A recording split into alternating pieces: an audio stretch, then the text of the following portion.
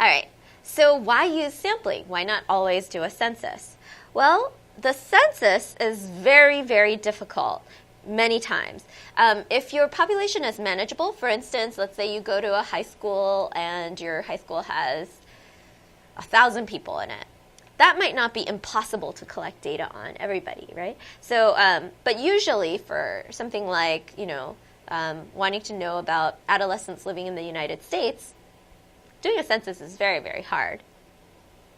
Sampling, so obviously sampling, can save you money and time, right? So money and time is money, so. And sampling also makes it possible to collect more information on each individual case. And so basically the idea there is that when you collect census information, you can usually only collect very little or shallow information about every case you're interested in. But if you do sampling, presumably you could go in depth with each case.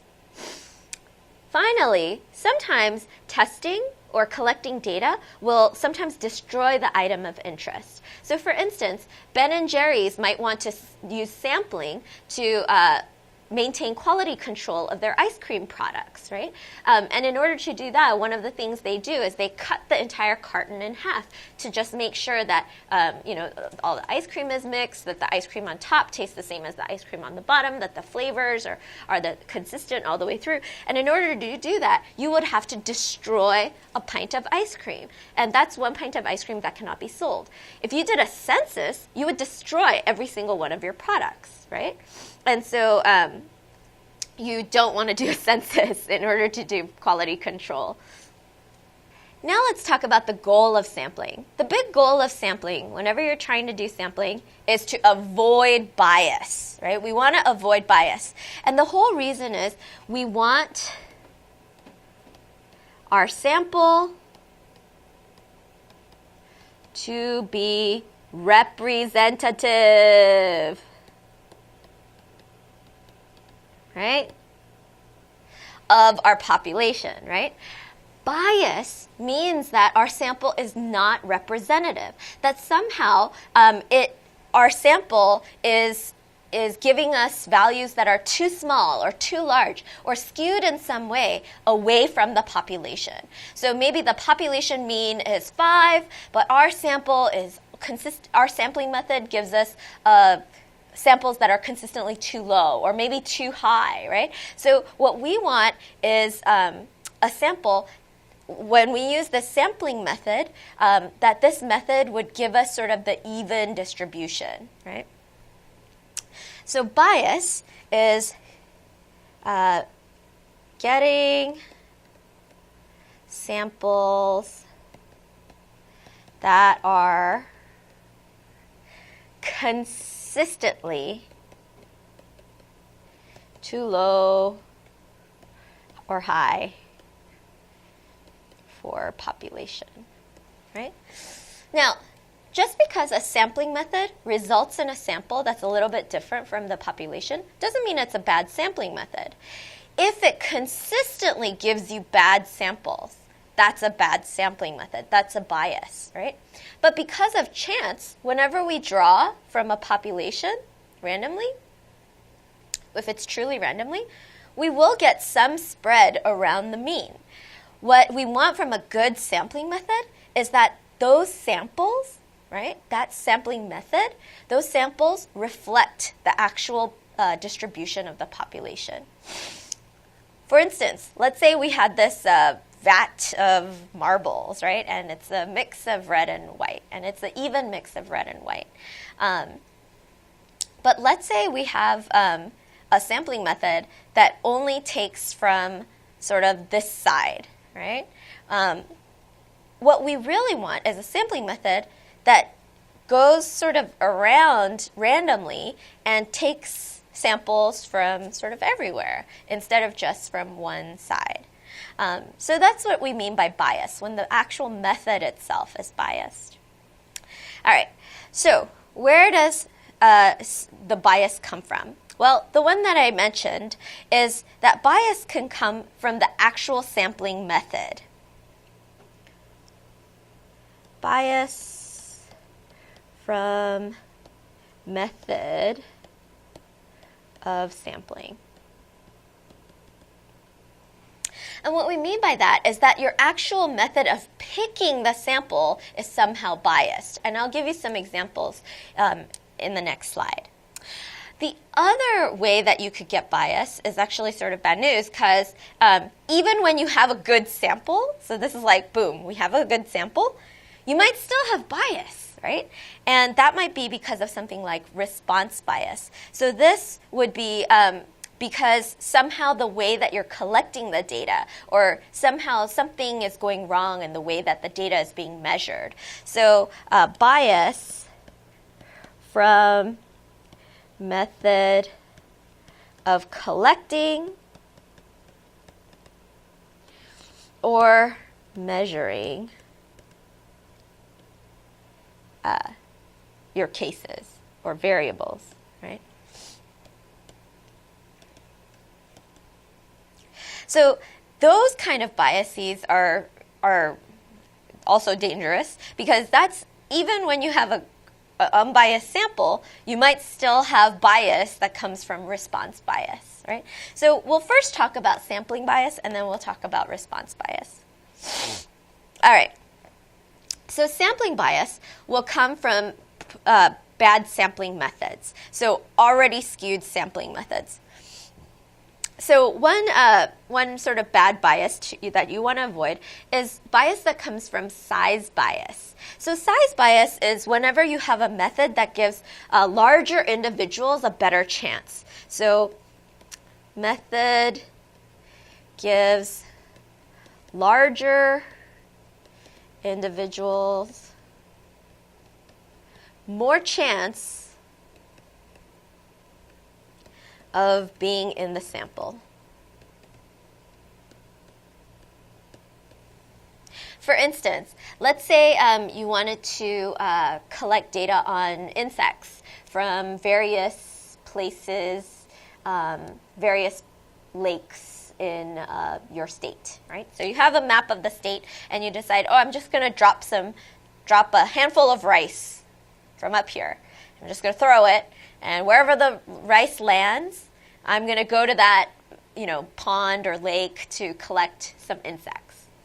Now, the problem with that is that bigger lakes will have a greater chance of being landed on by the rice. And so those bigger lakes will be overly represented in your sample, and the smaller lakes won't, right? So that's often a poor method of sampling. Another biased method of sampling is when you ask people, people mostly, to volunteer to be in a sample. So letting people volunteer to be in the sample.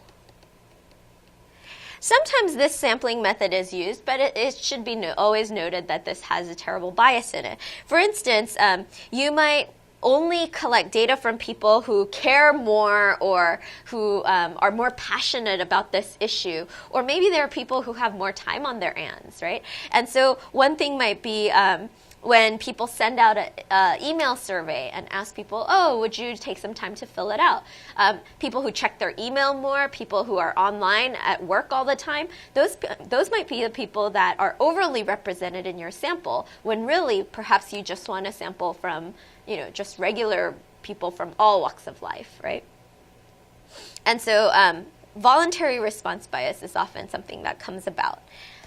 Now, another very, very common bias, or biased sampling method, rather, is a convenience sample.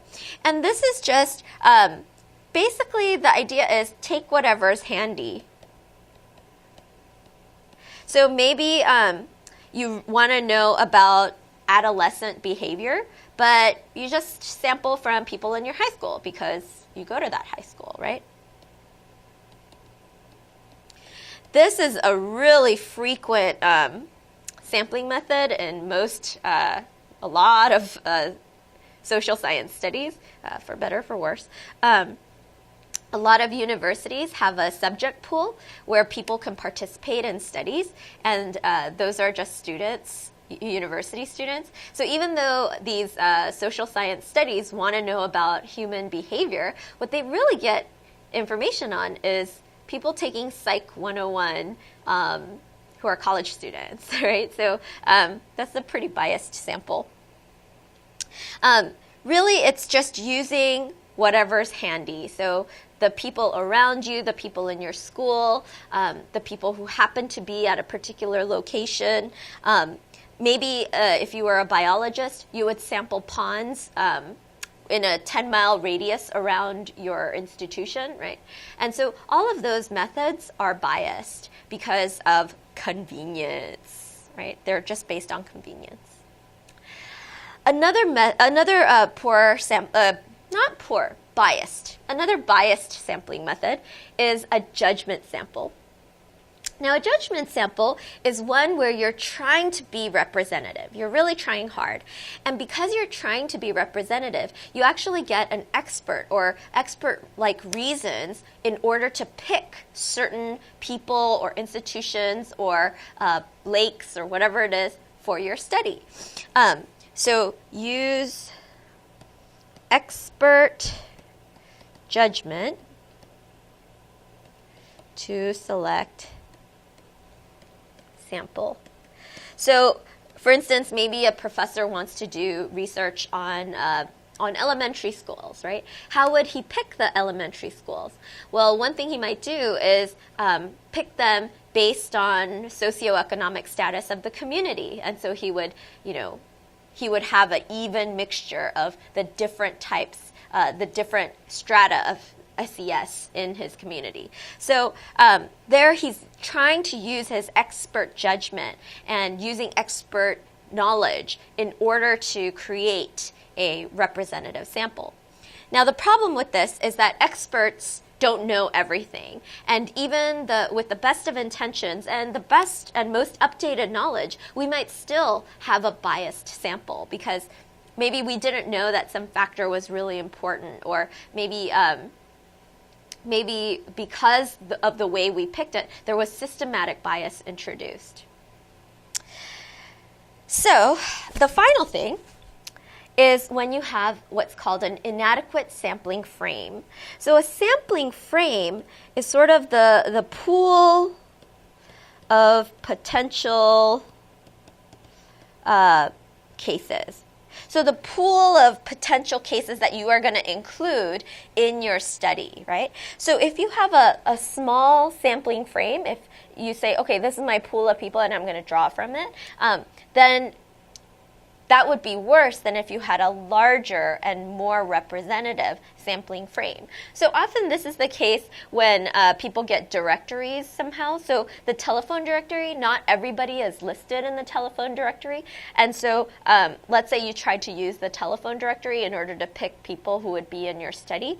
That might be an inadequate sampling frame because you would systematically be biased against people who don't like to list their number publicly, or who just recently moved or something like that, right? And so so those are cases of an inadequate sampling frame where your pool of original potential cases wasn't big enough. All right. Now let me say a final thing about these 5 different types of biased sampling methods. They're bad, and I'll put bad in quotes. They're bad because they produce bias. They're bad because they don't produce representative samples, right? That's what I mean by bad. It doesn't mean that they're not used. In fact, they're used quite frequently. Voluntary response bias is quite frequent. Convenience sampling is a very, very common method. Judgment samples, those are also very common. So although they're bad, it's not that they're not used. It's just that you need to know. When you read a study and it says that they used a convenience sample, it's good for us to keep that in mind and take the results of the study with a grain of salt.